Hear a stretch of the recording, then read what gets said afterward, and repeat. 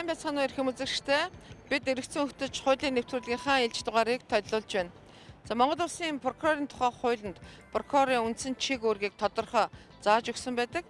За энэ чиг үүргээс бид сэдвлэж нэг бас удаа нэвтрүүлэг бэлдэж үзэгч та бүхэндээ төлөвлөж байсан. Тэгвэл өнөөдрийнхөө энэ нэвтрүүлгийг бид нийслэлийн прокурорын газартаа хамтран бэлтгэлээ.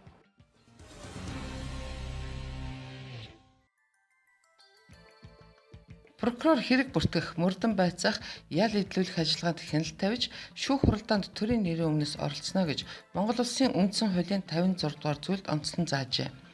Прокурорын байгууллагын тухай хуулийн 16 дугаар зүйлд прокурор иргэний болон бусад төрлийн хэргийг хянан шийдвэрлэх, шүүх хуралдаанд оролцох талаар дэлгэрэнгүй заасан байдаг.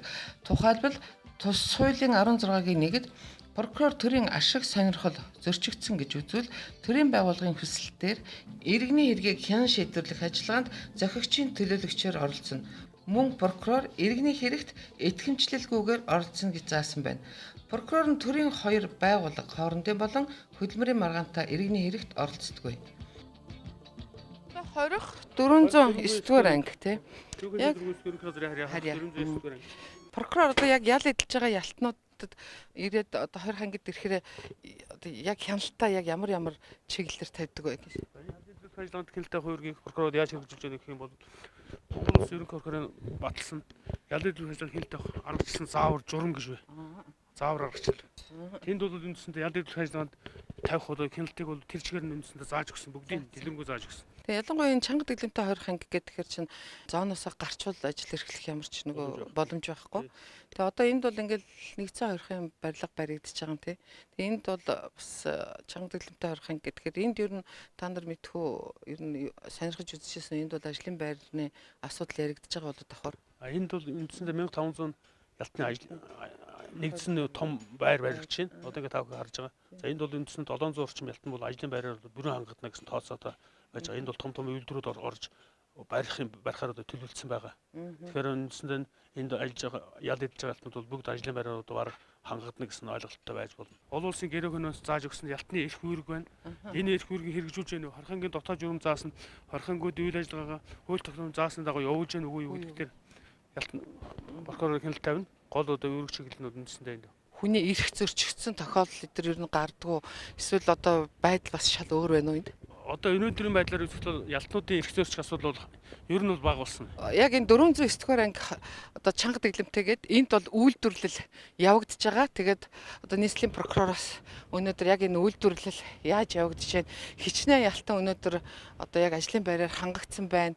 Тийм ээ, цалин хөлс нь цагтаа тавигдаж байна уу? За бас нөгөө иргэдийн хохирол барагдаж байна уу юу гэдэг асуудлаар бас хяналт тавьж одоо энд уулзахаар ирсэн байгаамаа. Ингээд манай нэвтрүүлэг бол нийслэлийн прокурортой хамтраад одоо энд ирсэн. Тэгээ одоо хэдүүлээ үйлдвэрлэлөө орё тийм ээ. За тийм. Тэгээ энд бол гутлын үйлдвэрлэл явагдаж байгаа. Яг өөрийнхөө хэмжээнд тийм ээ. Гутлын үйлдвэр ажиллаад тодорхой тооны ялтнуудыг бол ажлын байраар хангаж байгаамаа. Тэгэхээр ер нь энэ гутлын үйлдвэрт ялтнууд тийм ээ.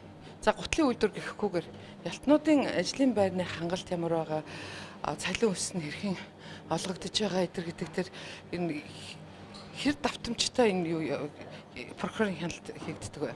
За ер нь ял эдэлж ажиллагаанд хяналт тавих ажил маань үндсэндээ хорхангуудын үйл ажиллагаа бол ялтнуудын ял эдэлтийн байдлаар танилцах үйл ажиллагаа байгаа. Тэгэхээр ялтнууд маань ял эдэлттэй бол хөдөлмөр хүүргийг бол заавал биелүүлэх ёстой. Тэгээ хөдөлмөр хүүргийг биелүүлэх талаар бол хорхангууд сүүлийн үед бол маш их анхаарч байна. Тухайн үеийн шинэ 409 дугаар анги бол ингээд өөрийнхөө ангийн дотоод бол гутлын үйлдвэрүүдээ байгуулж ажиллаж байгаа. За одоо та бүхэн харж байгаа гутлын үйлдвэрт бол яг өнөөдөр нэгэ ээлжин зөвхөн нэгэ ээлжинд ажиллаж байгаа ялтнууд энэ. Энэ бол өөрсдийнхөө шат дамжлагтай 3-4 шат дамжлагаар одоо үйлдвэрлэл явуулж байгаа. Тэгээ энэ үйлдвэрлэсэн гутал маань үндсэндээ борлуулалт сайтай гэж одоо манай хорхангийнхаа ерөөс нь ярьдаг. Борлуулалт сайтай ажлын хөдөлмөрийн хөлс бол сайн болж байгаа. Ялтнууд бол хөдөлмөрөөс олонгуудаа одоо интернет уушраас хохирлоо нөхөн төлөх байдал бол биелэгдэнэ гэсэн үг. Тэгэхээр энэ бол үнэхээр одоо зөв арга хэмжээ авсан гэж харагдаж байгаа. За манай үйлдвэр 2015 оны 10 сараас гэж үйл ажиллагаа явуулсан байгаа. Өнөөдрийн байдлаар үйлдвэр 35 ялтай хөдөлмөр эрхэлж байна. За нодингийн жишээнд дурдгад нийт жилээр 68 сая төгрөгийн цалин нийт ялтнууд нь авсан байна. Үүнээс 68 сая. 68.1 сая төгрөг авсан байгаа. Үүнээс шүүхийн төлбөр барагдуулт 16.5 сая төгрөгийн шүүхийн төлбөр барагдуулсан. Хохирол гэсэн үг. Гэмтрүүлгээр өссөн хохирлоо тийм ээ. Үйлдвэрт ажиллаж байгаа ялтнуудыг сонгохдоо нэн төрөнд төлбөр улсад очруулсан төлбөртэй ялтан мөн олон жилийн ялтан ялтнуудаа сонгоо ажилладаг. Тэгээд ер нь энэ цалин мөнгөний асуудал за тэгэл нөгөө хохирол барагдуулалтын асуудал эдгээр дээр хохирогчдоос эдгээр нэг тийм гомдол эдгээр прокурорт ер нь хэр ирдэг вэ? За яг одоо энэ ангийн тухайд бол одоо хохирогч нараас гарч байгаа гомдол тэмцэл одоогор байхгүй байна. Ягаад гэвэл эднийх бол харахангийн зүгээс бол үнэхээр одоо хотуудын гэмтгэл бол ус хохирлын нөхөн дэлгэх талаар бол үнэхээр сайн арга хэмжээ авч ажиллаж байна. Энэ бүх тав хүн харж байгаа удаа өдөр гэдэг өнгөрсөн жилийн чинь 68.1 сая төгрөг гэдэг чинь бол бага шүү дээ.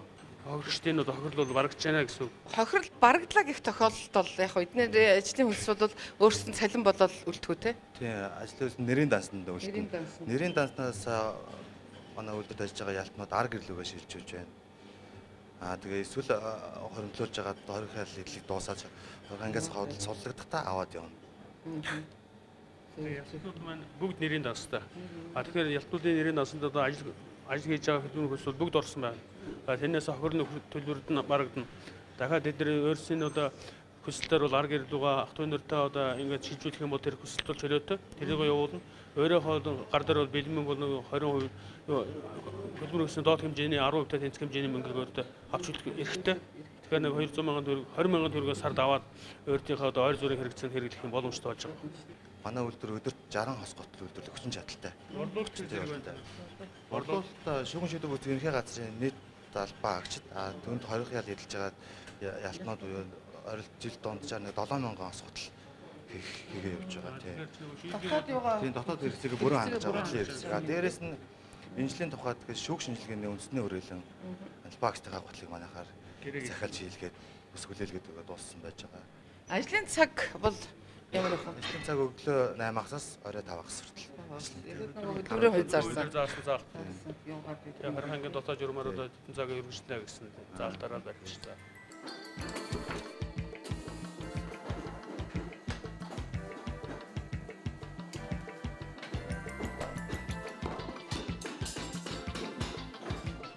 Анх байгууллагатай бол зөвхөн албан агчдын хагас төрөлөө готлууд ялтны хэрэгцээний хавар наамар өвлийн готлуудыг хийж эхэлсэн.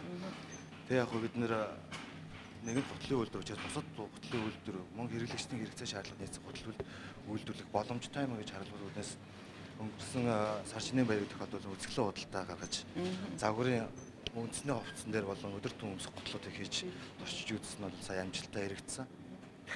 Ер нь одоо тухайд ингээд танаад гаднаас одоо хой хүн ч юм уу тийм ээ албан байгууллага ч юм ингээд яг ийм зүгээр жирийн үед өмсөх юм одоо удирдал зогтсон гутал захиал яг захиалга өгч болд юм уу? Болно. Одоо захиалга аваад явж байна. Явж байгаа юу? Тухайн хувь хүн эрхлэгчгийнхээ хүссэн загвар хэмжээгээр хийгээд хэлгээд явж байгаа. Ер нь бол тэгэл энэ түүхийн хэд бол үнэндээ айгу сайн юу гэж байна тийм. Түүхийн сонголт бол зах зээл дээр. Тийм байна. Энэ бол одоо яг албан агчийн гутлын тийм. Энэ цагдаагийн замын цагдаагийн албан агчдын өмсдөг гутал байгаа. Зөв чи бүр ингээд За одоо энэ бид нар 11-ыг бол оройтроо өвлийн хүйдэнд удаан зогсож учраас ингээд хайралтай багасгах нэмэлт оруулж ирсэн тийм. Ингээл ямар ч хэл байсан гутлын үйлдвэр одоо чанга тэглэмтэй 20 ангид байгуулагдаж үйл ажиллагаа явуулж эхэлснээр гээд бол ямар тач тийм ээ ялтнууд ажлын байраар хангагдаж за яг энэ ажиллаж байгаа нөхцөл байдалд нь прокурор байнгын хяналт тавьж ингэж ажилтсан байна гэдгийг бол одоо яг 409-р ангиас бид энэ нэвтрүүлгээрээ та бүхэнд хүргэж байна. Ингээд дараагийнхаа одоо үйлдвэрлэлийн цэг буюу эмэгтэйчүүдийн 20 анги руу явна. Тэндээс үргэлжлүүлэн хүргье.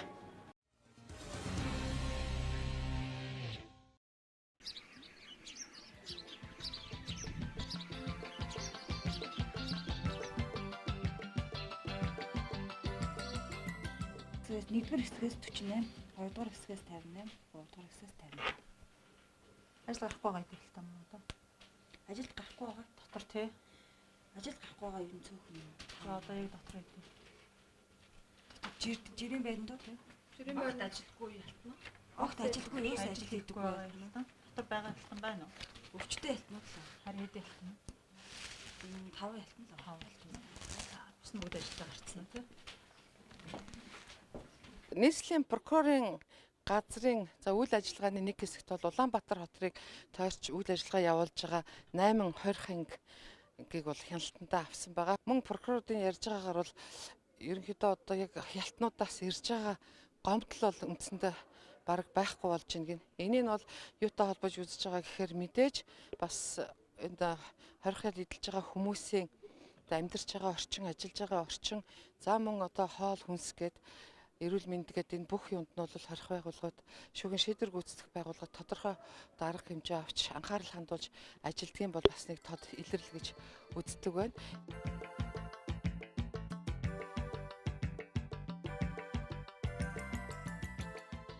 Прокурорт хандаж гомдол гаргасан одоо эмэгтэйчүүд бий юу? За өнөөдрийн байдлаар би одоо яг нааша эрэхтэй 3 гомдол гаргасан. Нэг нь болохоор энэ ялтнуудтайгаа уулзаж ямар ч гэсэн тайлбар юм сонсно. Ямар гомдол гаргасан байна. Прокурорт уулзах хүсэл гаргасан. Хохирол төлбөрийн эрүүгийн хэрэгт гаргасан хохирол төлбөрийнхөө талаар бас гомдол гаргасан байж байгаа тийм. Тэгэхээр энэ асуудлыг бас өөртөө нь уулзаж тайлбар юм авч хувийн эрэг материалыг хянаж үзэж гэх гээд бас ирсэн. Өнөөдөр одоо эмэгтэйчүүдийн хорихт ял эдэлж байгаа эмэгтэйчүүдийг үндсэндээ бараг 100% ажлын байраар хангагдсан хорих ангийг бол танаа анги гэж яригддаг шүү дээ. Энэ яг байдал дээр бодит байдал дээр яг ажлын байраар ер нь бүрэн хангагдаж чадж байгаа юу? Бүр хангагдаж байгаа гэж үзэж байгаа. Тийм нийт ялтны нэг яг нь эрүүл мэндийн шалтгаанаар өвчтөе нэг 5-10 хүн байх үгүйсэхгүй. Бусд нь бол бүгд ажлын байраар хангагдчихж байгаа. Одоо бол эдгээр яг юу нэг цэргийн хувцас ойж явах шиг байна тий? Тийм шүүх шийдвэр гүйцэтгэх ерөнхий газрын албан хаагчдын хэрийн хувцас нэ. Хэрийн хувцсыг ойж байгаа тийм. Ер нь бол ажил тогтмол уу? Тогтмол. Хэдэн ялтанд хичнээн төгрөгийн цалин бодогдсон байна. Үүнээс арга эртэн болон хохирол төлбөрт нь хичнээн төгрөгийн суудагдсан 17 оны одоо эхний 3 сарын байдлаар 17 оны эхний 3 сарын байдлаар 12 сая төгрөгийг ялтанд гарт нь олгосон байгаа. Тийм. Тэгээд арга эрт нь болон судлагдсан ялтанд 2 сая 800 мянган төгрөг судлагдахтаа аваад тэр ажил хөдөлмөрийнхөө нэрийн даасны үлдэгдлээ тэр аваад гараа авчдаг байгаа. 8 ялтны 2 сая 800 мянган төгрөгийг ялтанд нь олгосон байгаа. Манай хуулийн дээр бол хохирол төлбөртэй ялтныг хугацааны өмнө тэсэн судлагдах ойлголт байхгүй. Хугацааны өмнө тэсэн судалдаггүй учраас хохирол төлбөрөөр төлөгдсөн ялтанд засварал хүмүүжлээ олсон болвол хугацааны өмнө тэсэн судлагдж байгаа. Тэгэхээр бол нөгөө хохирол төлбөрийн асуудал бол ерөнхийдөө бол сайн болсон. Арга ирээс олон ялтнуудаас өөрөө одоо ажил хөдөлмөрөөр эрхлээд цалин хөлсөөрөө хохирол төлбөрөөр төлөөд тэгээд нөгөө магадлалд хугацааны өмнө тэсэн судлагдах эрхэн нээгдэж байгаа учраас ялангуяа одоо яг энэ үйлдвэрлэл дээр ажиллаж байгаа ялтнуудад цалин хөдөлмөрийн хөлс бол илүү. Тэгэхээр энэ үйлдвэрлэлээр ажиллая, эндээс цалин хөдөлмөрөөсөө хохирол төлбөрөөр төлье гэсэн ялтнууд бол их байдаг. Тийм хүсэлт их гаргадаг бас.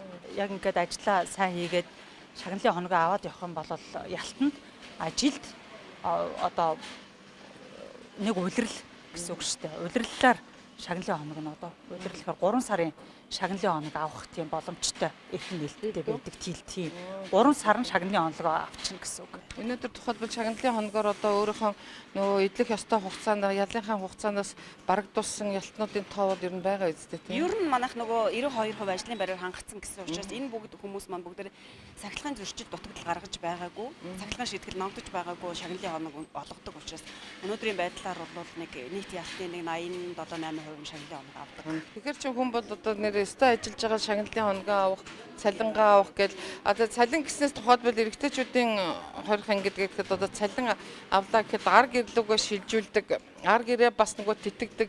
Зарим тохиолдолд одоо жишээлбэл би дархны хорих ангид явж хахад тэнд бүр хүүхдийнхаа нөгөө сургалтын төлбөрийг хүртэл төлдөг гэж нэг хүнтэй уулзж ирсэн байхгүй юу.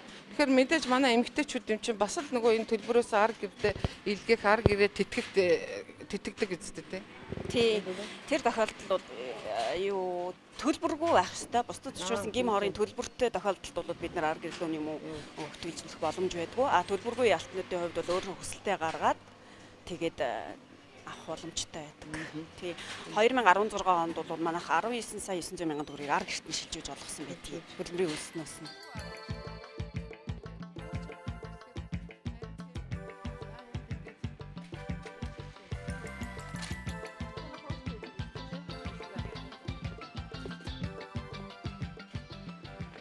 Хүний эрхийн асуудал хөндөгдөхөд хамгийн түрүүнд ял эдэлж байгаа хүмүүсийн эрх яригддаг.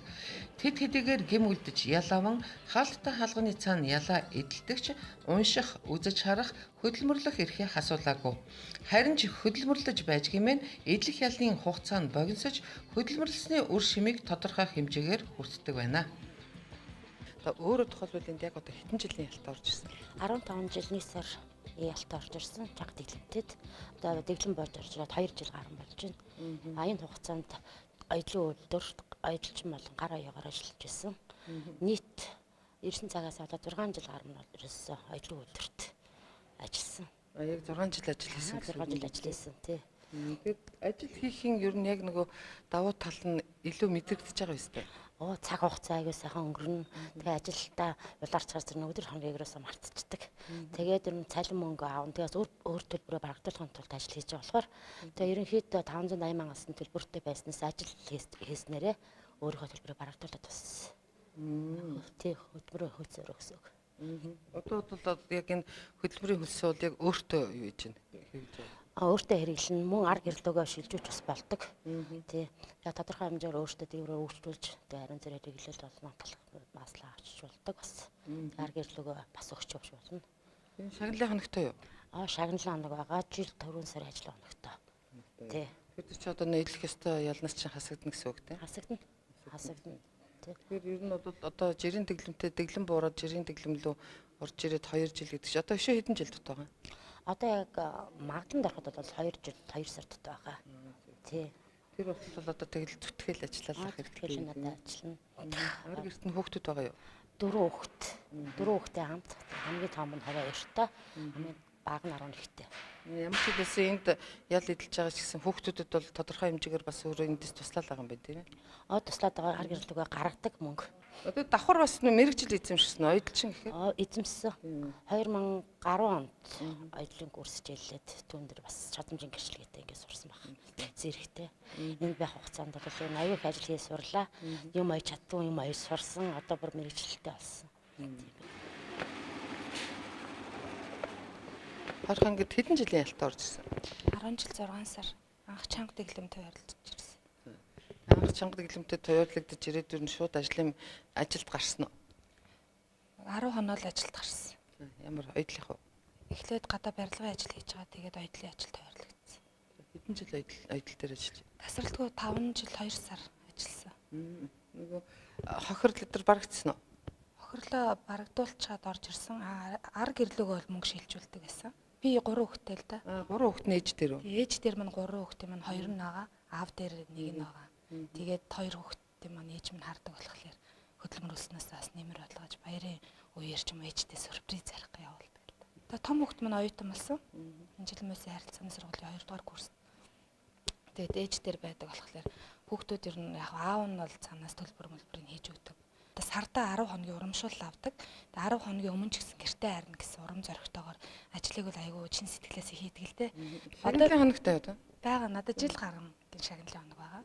Тэгээд энд одоо би энд 10 жил 6 сарынхаа одоо хугацаанаас жил гаргангийн өмнө гэсэн үг шүү дээ. Шагналын хоногоо тооцоод жил гарганы өмнө одоо харихад бол бэлэн болсон байна л гэж бодож. Одоо хэдэн жил үлдсэн юм? Одоо магадланд ороход надад 6 сарын хугацаа л байна. За тэгвэл өөртөө сайн хөдөлмөрлөд магадлангаар ороод хурдан сурлагдаж хөөгтүүд дээр ээж дээр очироо гэж хэлээ. За баярлалаа. За хэдийгээр өнөөдөр хэрэг өдүүлж Монгол улсын нэрийн өмнөөс ял сонсон за эрхээ хасуулан 20 ангид ял эдэлж байгаа ч за мөн энэ ял эдэлж байгаа хүмүүсийн эрхийн асуудал бол байнга хөндөгдөж байдаг. За энэ ялтнуудын эрх хэрхэн яаж хөндөгдөж байгаа дээр бол хүний эрхийн үндэсний комиссаас гадна Монгол улсын прокурорууд бол байнгын хяналт тавьж ажилладаг. Тэгэхээр бид өнөөдөр одоо чанга дэглэмтэй 409-р 20 анги, за мөн эмэгтэйчүүдийн 20 ангид нийслэлийн прокурорын газрынхантай хамтран ажиллаж энэ нэвтрүүлгийг бэлтгэж хүргэлээ. Тэгээ манай өнөөдрийн нэвтрүүлэг үгээр өндөрлөж байна. Эх 7 хоногт иргэн уулзлаа. Баяртай.